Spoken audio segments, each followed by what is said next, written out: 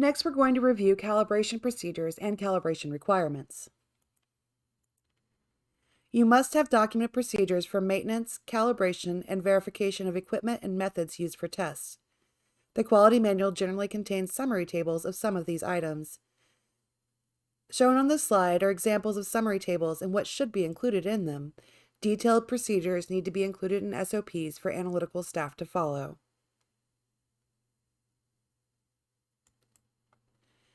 Continuing with calibration requirements, you must have the necessary equipment to perform the analytical tests on your scope. You must have a calibration policy and procedure, and equipment must be calibrated before use and every time it leaves your control. Instructions need to be available for using equipment manuals. You need to know where they are. Equipment also needs to be uniquely identified.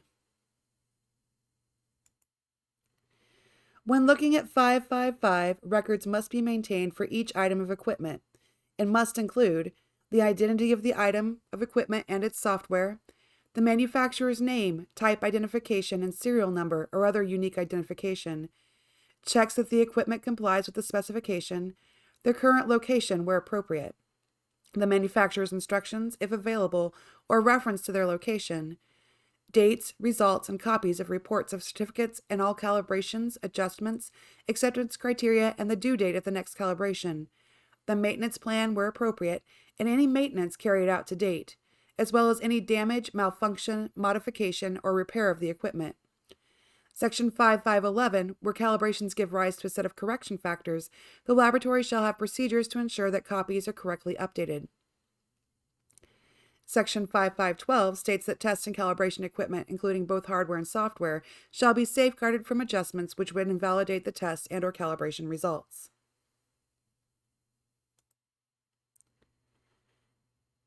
Five 513 is a critical portion of the standard and refers to support equipment. This includes, but is not limited to, balances, ovens, refrigerators, freezers, incubators, water baths, temperature measuring devices, including thermometers and thermistors, thermal pressure and sample preparation devices, and mechanical volumetric dispensing devices, such as Eppendorf or automatic diluter dispensing devices. On each day the equipment is used, balances, ovens, refrigerators, freezers, incubators, and water baths shall be checked and documented. Temperature measuring devices shall be calibrated or verified at least annually. If the temperature measuring device is used over a range of 10 degrees or less, then a single point verification within the range of use is acceptable.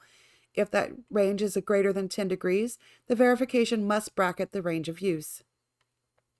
Disposable or single-use volumetric equipment, such as disposable pipettes and digitubes, used for metals digestion, shall be verified once per lot.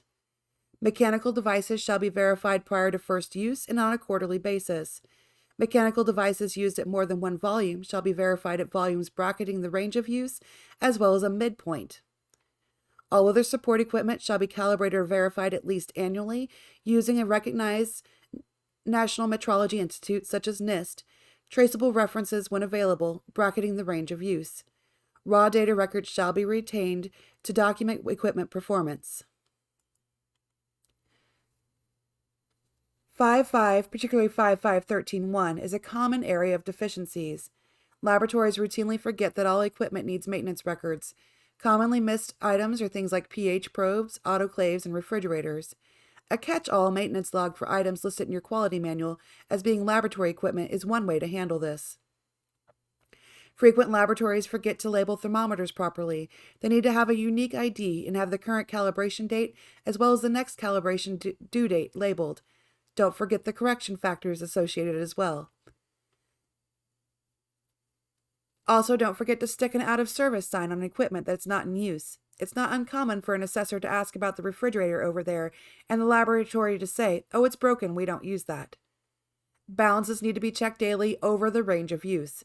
This is frequently an issue with TSS and TDS analysis. Make sure your lowest daily check is below your lowest TSS weight and that your highest daily check is above your highest TDS weight. You can adjust which weights are used based off of what test you're running that day, or check them all so that it's never forgotten. Temperatures need to be checked every day the equipment is in use. This is commonly missed with refrigerators and standards reagents and media are stored, and BOD incubators that run over the weekends when the staff may or may not be in the laboratory. A simple fix is the use of a min-max thermometer that gets reset on Friday and the minimum and maximum temperatures recorded when staff return on Monday. Power outages are uncommon, and you want to be sure if something happened at the laboratory that it didn't impact your samples or standards and reagents.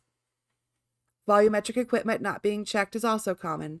Remember that certificates provided by the manufacturer, except for Class A glassware and glass microliter syringes, are not sufficient. Disposable volumetric equipment is required to be checked once per lot. This includes metals digestion tubes, sample bottles with volumetric markings, and disposable pipettes. Other volumetric equipment must be verified when it is received. This includes plastic graduated cylinders or separatory funnels with volumetric markings. Your mechanical pipettes must be checked upon receipt and then quarterly. If they are adjustable, they need to be checked at the low, mid, and high points.